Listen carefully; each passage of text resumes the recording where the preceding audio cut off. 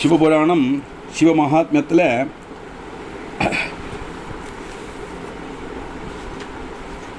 சஞ்சுளா வைராகிய வர்ணனம்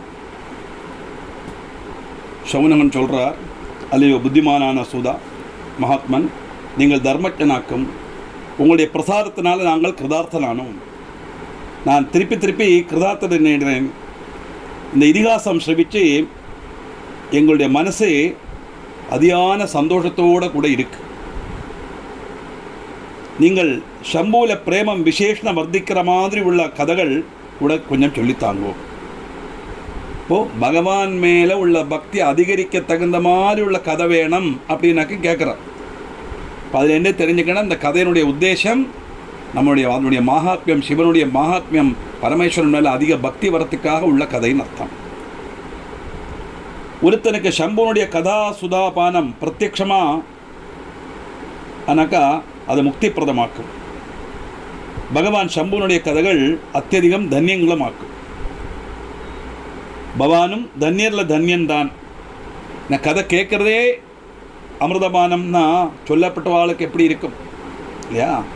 நீங்கள் சொல்லப்பட்ட அந்த பகவான் சம்பு சம்பந்தி விட கதைகளுடைய சிரவண மாத்திரத்திலேயே ஒரு நரன் சிவலோகம் பிராபிப்பன். அதனால் எங்களுக்கு அந்த மாதிரி சிவன் மேலே பக்தி வராமல் கதைகளை சொல்லித்தாங்குவோம் அப்படின்னு சொல்ல சூதன் சொல்கிறார், ஹே சவுனகா, உங்கள் முன்னால் அதீவ ரகசியமானாலும் கூடி நான் சொல்கிறேன். காரணம், நீங்கள் வேதவித்தமனும் பகவானில் பரமசிவனில் பக்தி உள்ளவர் சிரேஷ்டனும் ஆக்கும். அதனால் அது ரகசியமான ஒரு கதை இருந்தாலும் நான் சொல்லுறேன் அப்படிங்கிற. என்னவாக ரகசியமான கதை? சமுத்திர சமீபம் பாஷ்களம்ங்கிற பேரில் ஒரு கிராம பிரதேசம் இருந்தது. அங்குள்ள ஜனங்கள் எல்லாம் வேத தர்மங்கள் உபேட்சிச்சவா, பாபிஷ்டர், துஷ்டன்மார், துஷித்த விஷயங்களில் சதா தல்பர மனசோடு கூடினவா, பூர்ணமாகும் ஈஸ்வரனை குறித்து ஒரு போதமும் போலும் இல்லாதவா, ஈஸ்வர நிஷேதிகள், வஞ்சனாபர்த்தர், 50 பேரை வஞ்சிக்கிறது, பணத்துக்காக வேண்டி என்ன வேணா செய்யறது, கொஞ்சம் கூட மனசாட்சி இல்லாமல் பிரவர்த்திக்கிறது, இந்த மாதிரி சுபாவம் உள்ள ஆளுகளாக்கும் அங்கே தாமசிச்சுட்டு இருந்தா. அவெல்லாம் கிருஷிவலன்மார், எல்லாம் பெரிய கிருஷிக்காரா, பணக்காராளாக்கும். ஆயுததாரிகளும் பரஸ்திரீ போகாசக்தரும் மூர்க்கன்மாரும் ஆக்கும்.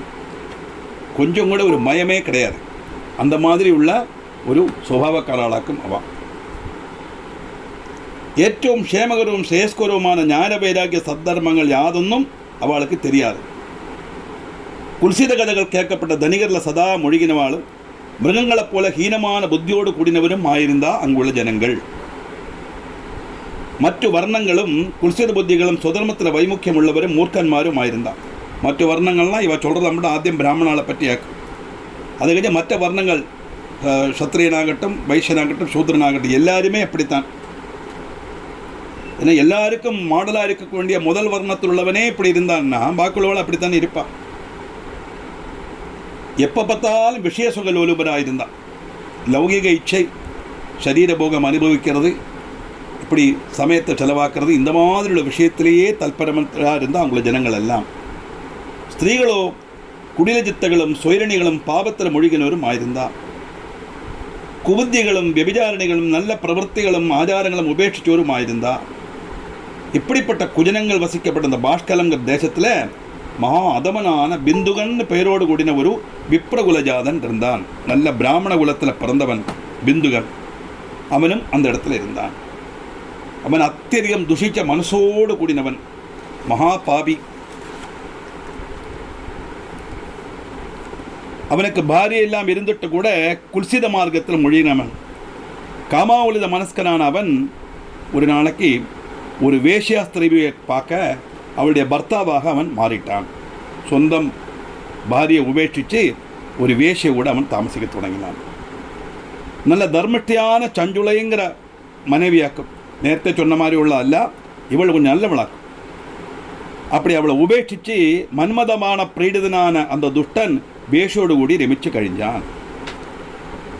இப்படி அந்த துஷ்கர்மியோட காலம் கொஞ்சம் கழிஞ்சு போச்சு. மன்மதார்த்தனானா போலும் அந்த சஞ்சுளை சுதர்மம் கொண்டு கிளேசங்கள் சகிச்சு போனான். என்னதான் இருந்தாலும் அவளும் ஒரு பெண் தானே இல்லையா? இருந்தாலும் அவளுக்கும் ஆசக்தி இருக்குது, அவளுக்கும் ஜீவிக்கணுங்கிற ஆசை இருந்தாலுமே கூட எல்லாத்தையும் பொறுத்துண்டு பர்த்தாவனுடைய இந்த சுபாவத்தை கொஞ்சம் கூட அதை எதிர்க்கவோ ஒன்றும் செய்யாமல் அப்படியே சகிச்சுன்னு கொஞ்ச நாளைக்கு இருந்தா. இப்படி சஞ்சுளைங்கிற அந்த பதிமேல பக்தி உள்ள அந்த பெண்மணி எல்லாம் சகிச்சு அப்படியே கொஞ்ச நாளைக்கு இருந்தா. ஆனால் அவளும் மனுஷி தானே இல்லையா? கடைசியில் அவளும் துஸ்ஸமான ஸ்மராவேசத்தால் சுதர்மத்திலேருந்து மாறத் தொடங்கினான். ஏன்னா மனுஷ சுபாவம் தானே, எவ்வளவு நாள் அவளால் பொறுத்துன்னு இருக்க முடியும்? கடைசியில் என்னாச்சு? எல்லா அந்த ஊரில் உள்ள மற்றுள்ள ஸ்திரீகளை மாதிரி அவளும் அதப்பதிக்க தொடங்கினான். கடைசியில் துஸ்ஸகமான ஒரு ஸ்மராவேஷத்தில் சுதர்மத்திலேருந்து பின்திரிஞ்சு ரகசியமாக ஒரு பாபியான ஜாரனுமாய் கூடி சேர்ந்து சதாச்சார பிரஷ்டியாகி குல்சித மார்க்கம் பின்னுடர்ந்தான். ஹே மகாமுனி, பார்த்துங்கோ, ஒரு நாளைக்கு அந்த துராச்சாரிய சஞ்சுளைய ஸ்மரவிக்குலையாய் ஜாரணமாய் சங்கதியாய் இருக்கப்பட்டதை அந்த பிந்துகன் பார்த்தான். கடைசியில் கோபம் வருது. ராத்திரியில் கோபம் கொண்டு வேகம் வந்தான். மூர்க்கனான பிந்துகன் கிரகத்தில் வந்தது கண்டு வேகம் வஞ்சகனான அந்த ஜாரன் ஓடிப்போக பிந்துகன் தன்னுடைய பத்னியான சஞ்சுளையை பிடிச்சி நல்லா அடித்து சகாரிக்கவும் செய்தான். இந்த மூர்க்கனும் சொரணியமாய சஞ்சுளை பயங்கரமான கோபம் வந்து பயம் வடிஞ்சு கலனான பதிட்ட சொன்னான். ஏன்னா இவனுக்கு அடிக்கிறதுக்கு எந்த யோகியதையும் கிடையாது, இவளை விட்டுட்டு போனவன் இல்லையா அவன். அதனால சனாரி தாடிதா பர்த்தா சஞ்சுளா சொய்ரிணி கலா குவிதா நிர்பயா பிராக சொபதிம் பிந்துகம் கலம். கொஞ்சம் கூட பயம் இல்லாமல் நேர எதிர்த்தா சொல்றா சொஞ்சுளோவாஜா. ஆனால் கோபம் வந்தாலும் ரெஸ்பெக்டை விடலையாம். பவான் பிரதிதினம் காமம் ரமதே வேஷ்யா குதீஹி மாம் விஹாய சுபத்னீம் ச யுவதீம் பதிசேவினீம் ரூபவத்யா யுவத்யாச்ச காமா குலிதச்சேதசஹ வினா பதிவிஹாரம் ஸ்யாத் காகதிர்மே பவான் வதேத் அகம் மகாரூபவதி நவயௌவன விஹ்வலா கதம் சகே காமதுக்கம் தவ சங்கம் வினார்த்ததி. குபுத்தியான நீங்கள் இஷ்டம் போல தினந்தோறும் ஒரு வேஷியோடு கூடி ரமிக்கிறீர்களே, பதிசேவகையும் யுவதியும் தன்னுடைய பத்னியமான யுவதியை உபேட்சிச்சோமேங்கிற எண்ணம் கொஞ்சமாவது உங்களுக்கு இருக்கா? என்னை உபேட்சிச்சுத்தானே நீங்கள் அந்த மாதிரி செய்கிறீர்கள். இப்போ உங்களுடைய சுகலோலுமான ஜீவிதத்தை தான் எங்கள் பார்த்தேல வழிய என்னை பற்றி நினச்சி கூட பார்க்கலை. எனக்கு என்ன குறைவு? நீங்கள் சுந்தரியான உபதியில் காமாவுலத மானசனாய் பிரதிதினம் ரமிக்கிறேள். பர்த்தாவனுடைய விகரம் கூடாத்த என்னுடைய கதி என்னவாக்கும்னு நீங்கள் சொல்லுங்க. நானும் யுவதிதான், அதி சுந்தரியும் நவயுவனத்தில் விஹ்வலையுமாக்கும் நான்.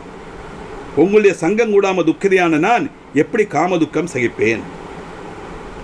அதனால நான் இப்படி போகிறதுக்கு காரணம் நீங்கள் தான் அப்படின்னு இன்டைரக்டாக சொல்கிறேன். விஷயம் கேட்குறதுக்கு கஷ்டமாக இருந்தாலும் சஞ்சுளை சொன்னது நியாயம்தானே இல்லையா? சஞ்சுளை சம்மந்திச்சு நியாயம்தானே அப்படி. ஏன்னா அவளை நல்ல ஒரு பதிவிரதையாக பதிஸ்நேகமாக பதிபக்தியாக உள்ள ஒரு பெண்மணியை இப்படிப்பட்ட ஒரு சிரிக்கு கொண்டு வந்தது யார்? இந்த பிந்துகன் தானே. அதனால் அவனுக்கு ஒன்றும் சொல்ல முடியலை. ஏன்னா சில சமயத்தில் பாரியையுடைய வாக்கை நம்ம கேட்டு தான் ஆகணும். சாஸ்திரத்திலே அவளுக்கு என்ன இது கொடுத்துருக்குன்னா, காரியேஷு தாதா கரணேஷு மந்திரி போஜேஷு மாதா சைனேஷு ரெம்பா. சைனேஷு தாசின்னு ஒரு பாடம் இருக்குது. நம்மளை அழகான வாக்கா ரெம்பான்னு சொல்லலாம். காரியேஷு தாதா, நம்முடைய காரியங்கள்லாம் பார்த்து செய்யப்பட்டதில் அப்பாவுக்கு துல்லியம். அப்பா தான் அந்த சம்பாதிச்சு அந்த குழந்தைய நன்னா வளர்த்து வரான். அந்த பிதிர் ஸ்நேகத்துக்கு ஈடாயிட்டு ஒன்றும் கிடையாது. நம்முடைய காரியங்களை பார்க்குறதுக்கு கேர் டேக்கர்னு சொல்லலாம். நம்முடைய எல்லா கேரும் நம்மளை நல்லா கேர் எடுத்து நம்மளை பார்த்துக்கக்கூடியது அப்பா. அதனால் காரியேஷு தாதா. ரெண்டாவது எப்படி இருக்கணும்? கரணேஷு மந்திரி. சில விஷயங்களில் ராஜாவுக்கு எப்படி மந்திரி உபதேசம் பண்ணுவாரோ எல்லாம் அந்த காலத்தில் மந்திரினா இன்னத்த மந்திரி மாதிரி அல்ல. இன்னத்த மந்திரி சுயேச்சாதிபதி இஷ்டப்படி என்ன வேணாம் செய்வன். யாரும் சொல்கிறது அவன் கேட்க மாட்டான், அவன் சொல்கிறது தான் அவன் கேட்பான். ஆனால் அந்த காலத்தில் அப்படி கிடையாது. எந்த ராஜாக்களானாலும் எந்த காரியம் பண்ணினாலும் சரி மந்திரியோட உபதேசம் வாங்கித்தான் செய்வான். அப்படி ராஜாவுக்கு நல்ல விஷயங்களை உபதேசிக்கப்பட்ட ஆள் தான் மந்திரியாக இருப்பான். அதான் ராமாயணத்தில் சுமந்திரன் மந்திரி தான்.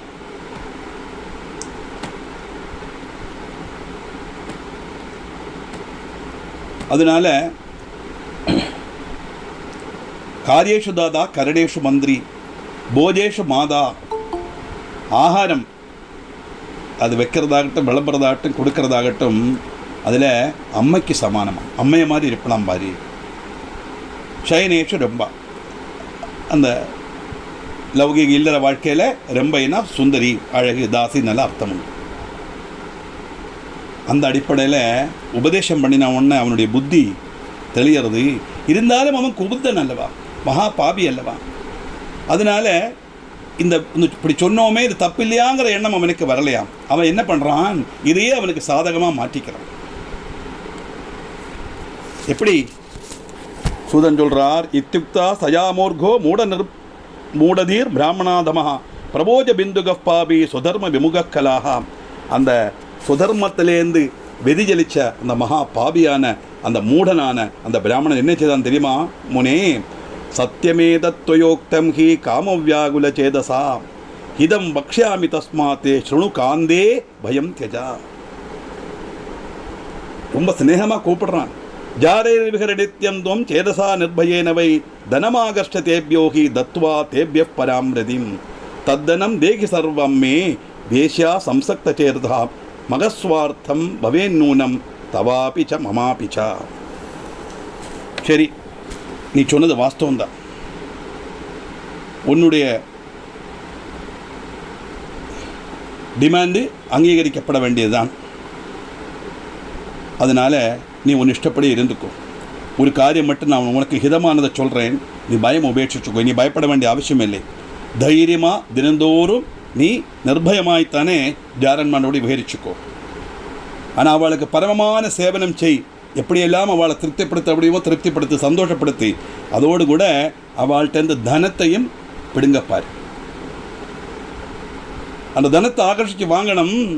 அந்த தனத்தை பூரா பரஸ்தியில் பூர்ணமாக இழிச்சிருந்த எனக்கு தரவும் வேணும். அப்போது என்னோடும் பொன்னோடும் ரெண்டு பேருடைய காரியம் அழகாக நடக்கும். சுவார்த்தம் அது உண்டு ஆகும். என்னுடைய சுவார்த்தம் எனக்கு என்னுடைய அவசியம் நடக்கணும், அதுக்கு பணம் வேணும். அதே மாதிரி நீயும் அந்த ஜாரன்மாரை திருப்திப்படுத்தி அவள்கிட்ட பணத்தை வாங்க, அந்த பணத்தை எனக்கு தான், நான் அதை வச்சு நான் என்னுடைய காரியத்தை பார்த்துக்கிறேன். அப்படி நம்ம ரெண்டு பேருமா அவா காரியத்தை பார்த்துட்டு நமக்கு ரெண்டு பேருக்கு சந்தோஷமாக இருக்கலாம் அப்படின்னு உபதேசம் பண்ணுறான். சூதன் சொல்கிறார், இப்படிப்பட்ட பர்தவச்சனம் செவிச்ச சஞ்சுளை சந்துஷ்டமான மனசோடு ஊதி அது ஸ்வீகரிச்சா. இப்பிரகாரம் கரார் வச்ச அந்த துஷ்டமானசனான தம்பதிகள் துஷிச்ச மனசோட நிர்பயராய் கொஞ்சம் கூட பயம் இல்லாமல் குல்சித கர்மங்களில் மொழிகினான். துராச்சார நிறுதியான தம்பதியோட காலம் நிஷ்பலமாய் கழிஞ்சுது. இப்படிப்பட்ட ஒரு ஜீவிதம் சபலமாகாது இல்லையா, கொஞ்ச நாளைக்கு இருக்கும். அது நிச்சயமாக அது நிஷ்பலமாகத்தான் செய்யும். அந்த குபுத்தியும் வேஷ்யாபதியுமான அந்த பிந்துகன் கடைசியில் ஒரு நாளைக்கு பிராணனை விட்டு நரகத்தை பிராபிச்சான். அந்த மூடபுத்தி கொஞ்ச நாளைக்கு நரகத்தை அனுபவிச்சு பாபியும் பயங்கரமான பிசாஜாயி விந்தியா பர்வதத்தில் அலைஞ்சு திரிய போனான். அப்படி பர்த்தாவு போயிட்டா சஞ்சுளை தீர நசித்த புத்தியோடு கூடி சந்தான யுக்தியாகி தன்னுடைய கிரகத்தில் கழிஞ்சு கூடினான். இப்படி ஜாரன்மாரோடு கூடி கழிஞ்சு கூடப்பட்ட அந்த அந்தண நாரியுடைய கிரகத்தில் அவள் சுகமாக வசிக்க அவளுக்கும் வயசாகுமே, யௌவனம் கழிஞ்சு போச்சு. இந்த காமாசக்தியில் வரப்பட்டவள்லாம் யௌவனம் இருக்கிற வரைக்கும் தானே வருவாள். அதுக்கப்புறம் யாரும் திரும்பி பார்க்க மாட்டாள் இல்லையா. இப்படி ஜாரன்மாரோடைய கழிஞ்ச அந்த அந்தண நாரி யௌவனம் கழிஞ்சு போக கடைசியில் பார்த்தா இனி இது தேவையில்லை சொல்லி அந்த விதி பலத்தினால பாருங்க, அவளுக்கு நல்ல காலம் செய்யணும். உன்ன கிழமத்தில் நிறைய புண்ணியம் பண்ணியிருக்கா, பாபமும் பண்ணியிருக்கா. அந்த பாபத்தினுடைய பலத்தை தான் இப்போ அனுபவிக்க. விதிபலத்தினால சஞ்சுளை பந்துக்களோடு கோகர்ணம்ங்கிற க்ஷேத்திரத்துக்கு போனான்.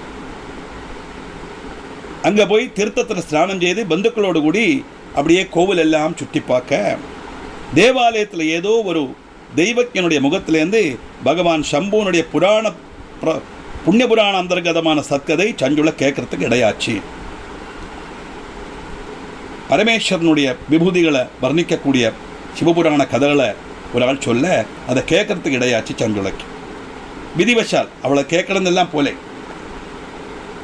அவளுடைய பிராயமாயாச்சு. இனி இங்கே இருக்கிறதில்ல அவளுக்கு என்னமோ ஒரு மனசில் ஒரு விரக்தி மாதிரி வந்து பந்துக்களோட க்ஷேத்திராடம் போனால் தீர்த்தாடனம் போனால் அந்த இடத்துல வச்சு இந்த கதைகள் கேட்கறதுக்குள்ள ஒரு பாக்கியம் சஞ்சுளைக்கு கிடச்சிது. ஜாரன்மோனோட கூடி கழிஞ்ச யோசித்துக்களிட மேலே நரகலோகத்தை கிங்கரன்மார் சுட்டு பிடிப்பித்த லோக பரிகம் கடத்துவா, இப்படியெல்லாம் பௌராணிகனால் சொல்லப்பட்டது. இதெல்லாம் கேட்ட உடனே வைராகிய வர்த்தகமான வாக்குகள் செவிச்சு பயோத்யுக்னியாய் திருந்தா. இவ்வளவு நாள் நம்ம இப்படி தப்பு பண்ணிட்டோமே அப்படிங்கிற ஒரு இது சொன்ன மாதிரி நரகத்தில் இதெல்லாம் அனுபவிக்க வேண்டி வருமோங்கிற பயம் அந்த சஞ்சுளைக்கு வந்தது. அவள் நேர கதா சமாபித்த உடனே அந்த பயபக்தியோட ரகசியமாக அந்த துஜனை, இந்த பிரபாஷணம் பண்ணின துஜனை போய் பார்க்குறா. பார்த்து சொல்கிறா, பிரம்மன், நான் என்னுடைய அசத் விருத்தம் நீங்கள் கேட்கணும். நீங்கள் அது கேட்டதுக்கப்புறம் கிருபை செய்து என்னை உத்தரிக்கணும். பிரபு, மூடபுத்தியான என்னால் அது கடினமான பாவம் ஆதரிக்கப்பட்டது. சர்வ யௌவன காலமும் மதனாந்ததையால் பும்சீலத்தில் நான் நயிக்கப்பட்டேன். அப்படின்னா என்னுடைய யௌவனம் முழுவன் தப்பான வழியில் போய் அனுபவித்து அந்த காலத்தை வியர்த்தமாக்கினேன். நான் அதிமகத்தான பயத்தால் சரீர விரையோடு கூடியவளாக மாறினேன். இப்போது மூடபுத்தியான நான் நிந்தியையும் துர்வஷயாசக்தருமாய் சுதர்மத்தில் விமுகையாய்த்திருந்தேன். அல்ப சுகத்துக்காக பூர்ணமாக நசித்தவளாக மாறினேன். கஷ்டப்பிரதவும் கோரவுமான ஏறு துர்கதி எனக்கு பிராப்தமாகும். குமார்க்கத்தில் முழுகின என்ன ஆறு ரட்சிப்பா. மரண சமயத்தில் அதி பயங்கரமான யமதூதரை எப்படி நான் தரிசிப்பேன்? என்னுடைய கண்டத்தில் பாசம் கொண்டு பலமாக கட்டப்படுற சமயத்தில் எனக்கு எப்படி நான் தைரியமாக அதை எதிர்ப்பேன்? நரகத்தில் தேகம் கண்டங்களாக சேதிக்கப்படுமே, அதை நான் எப்படி சகிப்பேன்? இப்படி பெரிய பெரிய யாதனைகள் எனக்கு வந்துன்னா என்னால் சகிக்க முடியாது. இப்படி துக்கிச்சு கழியப்பட்ட எனக்கு பகல் சமயம் இந்திரிய சேஷ்டங்கள் உண்டாகும். துக்கத்தில் ஆறாடப்பட்டவளான எனக்கு எப்படி ராத்திரியில் உறக்கம் லபிக்கும்? இந்த பயத்தோடு இருக்கப்பட்டவன் பகல் சமயத்தில் எந்தவித காரியங்களில் இடப்பட முடியாது. ராத்திரியில் தூக்கமும் வராது. இப்படி பயந்து பயந்து பயந்து நான் ஜீவிக்கணுமே, நான் அதே ஆனேன். மரணத்துக்கு தயாராயிட்டேன். மரணத்தை விட அதிகமான கட்டத்தை அனுபவிக்கிறேன். நான் தகிக்கப்பட்டவளாய் தகர்ந்த ஹிருதயோட்டோடு கூடியவளாய் பாபனியான நான் சர்வதா வினிஷ்டியாய்த்திருந்தேன். சௌக்கியப்பிரதமான சுதர்மத்திலிருந்து அகற்றப்பட்ட துஷித்த புத்தி பகவான் இந்த பாபினியாய் எனக்கு நல்கிட்டாரே. குந்திலேருந்து விழப்பட்டவனும் சூலத்தில் கோர்க்கப்பட்டவனும் உண்டாகப்பட்ட துக்கத்தக்கால் கோடி குணிதமாக்கும் என்னுடைய துக்கம். 100 அஸ்வமேதத்திலேயோ 100 வருஷத்து கங்கா ஸ்நானத்தாலேயோ என்னுடைய பாபத்துக்கு ஒரு சுத்தியும் உண்டாகாது. நான் ஆறு சரணம் பிராபிப்பேன். நரக சமுத்திரத்தில் முங்கப்பட்ட என்ன ஆறு ரட்சிப்பா. பிரம்மன், நீங்கள் என்னுடைய குருவாக்கும், என்னுடைய மாதாவும் பிதாவும் எல்லாம் நீங்கள் தான். உங்களை சரணம் பிராபிச்சிருக்கேன், என்னை நீங்கள் உத்தரிக்கணும். எனக்கு இந்த பாபத்திலேருந்து விமோசனம் கிடைக்கிறதுக்கு என்ன வழி? நீங்கள் சொன்ன மாதிரி இந்த நரக யாதனை அனுபவிக்காமல் இருக்கிறதுக்கு எனக்கு என்ன வழி சொல்லி எனக்கு உபதேசம் பண்ணுங்கோ அப்படின்னு சஞ்சுளை அந்த துஜங்கிட்ட கேட்க, இந்த துஜன் என்ன சொல்கிறார் பார்ப்போம். இப்படி சஞ்சுளையுடைய கதை, அவளுடைய பశ్చాத்தாபம் நிறைஞ்ச அந்த கதை சொல்லும்போதே அவள் பண்ணினது தப்புத்தான்கிற உணர்ந்து அதுக்குள்ள ஒரு சொல்யூஷன், போம்வழி என்ன, பிராயச்சித்தம் என்னான்னு கேட்குற மாதிரி தானே கேட்குறா இல்லையா? இப்படி நிர்வேதம் சஞ்சாதியாய் தன்னுடைய சரணயுகங்களில் பதிச்சு அவளை பிடிச்சு எழுந்தேல்பிக்கிறாராம் இந்த துஜன். கிருபாலுதையோடு அந்த பிராமணன் அனுகிரகம் பண்ணினார். இப்படி ஸ்ரீ ஸ்கந்த புராணத்தில் சிவமகா புராணாத்மத்தில் சஞ்சுளுடைய வைராகிய வர்ணனையை வர்ணிக்கிறார் அப்படின்னு சொன்னார். இதோட கதை முடியலை. அந்த வைராகியம் வந்துருத்து சஞ்சுளைக்கு. இது சஞ்சுளைக்கு எப்படி மோட்சம் கிடச்சிது, அதுக்கப்புறம் சஞ்சுளை தனக்கு மோட்சம் கிடைச்சா மட்டும் போராதே, என்னதான் உபேட்சிச்சுட்டு போனாலும் பர்த்தா தானே. பாரிக்கு பர்த்தாவட்டும் பர்த்தாவுக்கு பாரியாയിട്ടുள்ள ஸ்நேகமெல்லாம் ஒரு நாளும் குறையாது. சில சந்தர்ப்பவசால் குறைஞ்ச மாதிரி எல்லாம் இருந்தாலுமே கூட அடி மனசில் அவளுக்கு அந்த ஸ்நேகம் இருக்கத்தான் செய்யும். இதெல்லாமாக்கு நமக்கு இதுலேருந்து கிடைக்கக்கூடிய மெசேஜ், அதையாக்க நம்ம பார்க்கணும். இப்படிப்பட்ட துஷிச்ச ஒருத்தனுக்கு கூட சத்கதிக்காக பிரார்த்தனை பண்ணுறா அடுத்த அனுவாகத்தில் சஞ்சுளை. அப்படின்னா எந்த அளவுக்கு அதுதான் செரிக்குள்ள பதிவிரதைன்னு. பதிவிரதைங்கிற வாக்குக்கு கணவனை தவிர ஆரே மனசால் நினைக்காதவள்னு மட்டும் அர்த்தம் கிடையாது. பதியை சுஷ்ரூஷ பண்ணணும், பதியே தெய்வம்னு இருக்கணும், பதியே விரதமாக கொண்டவள் பதிவிரதைன்னு அர்த்தம். அந்த பதிவிரதையாக இருந்தவளுக்கு அவள் எப்படிப்பட்டவளாக இருந்தாலும் அந்த பశ్చాத்தாபம் வந்து அவள் சத்கர்மத்தை கேட்டு சிவபுராணம் கேட்ட அந்த காரணத்தினால அவளுக்கு மட்டுமல்ல, அது அவளை இந்த அளவுக்கு ஆக்கி இவ்வளவு தூரம் சன்மார்க்கத்தில் வெதிஜலித்து துஷ்மார்க்கத்தில் நடந்தவனுக்கு கூட மோட்சம் கிடைக்கிற ஒரு அவஸ்தையாக்கும் வருதுங்கிறதான் அடுத்த அனுவாகத்தில் நம்ம பார்க்க போகிறோம். இப்படிப்பட்ட விசேஷமான ஒரு சம்பவம் நடந்தது. என்ன காரணத்தினால? யாதிருச்சிகமாக விரும்பி அல்லாமல் அந்த சிவபுராண கதையை கேட்ட காரணத்தினால அந்த கதை சொன்ன அவர்கிட்டயே போய் இவள் தன்னுடைய பிரச்சனைக்கு வழி தேட்டலாம். அவர் உபதேசம் பண்ணுறார், இந்த கதை கேட்ட காரணத்தினால உனக்கு நிச்சயம் இது கிடைக்கும், கதி கிடைக்கும் அப்படின்னு சொல்ல, எப்படியாக்கும் இந்த கதி கிடச்சிது என்ன வாக்குங்கிறத நமக்கு அடுத்த அனுவாகத்தில் பார்க்கலாம். நம்ம தெரிஞ்சிக்க வேண்டியது சிவபுராண மகிமையாக்கம். அதுதான் முதல்ல சொன்ன, அது ரகசியமான கதை இருந்தாலும் பரமேஸ்வர பக்தி உள்ளதுனால உங்கள்கிட்ட சொல்லுறேன். ஏன்னா பரமேஸ்வர பக்தி இல்லாதவாள்கிட்ட சொன்னோம்னா அது வந்து அவளுக்கு அது சரியாக உட்கொள்ள முடியாது. ஓ அப்படியா, இது வேணால் செல்லவா, அப்போ நானும் செய்தானாங்கிற தோணல் தான் மனுஷாளுக்கு வரும். அதெல்லாம் இங்கே உத்தேசிக்கிறது தாற்பயம். அப்படிப்பட்ட ரீதியில் அந்த பரமேஸ்வர பக்தனான உங்களுக்கு சொல்லுறேன் அப்படின்னு சூதன் சொன்னதாக சொல்லி அந்த 2ஆம் அத்தியாயத்தை முடிக்கிறார். அடுத்த 3ஆம் நமக்கு சஞ்சுளா சத்கதி வர்ணனம். அந்த சஞ்சுளைக்கு இப்படிப்பட்டவளாக இருந்தால் கூட அவளுக்கும் சத்கதி கிடச்சிது அப்படிங்கிறது. அதுதான் புராண மகிமையோட சிவபுராண சிரவணத்தினுடைய மகிமைன்னு அர்த்தம். அது என்னங்கிறது டீட்டெயிலாக நமக்கு அடுத்த அனுவாகத்தில் பார்க்கலாம்.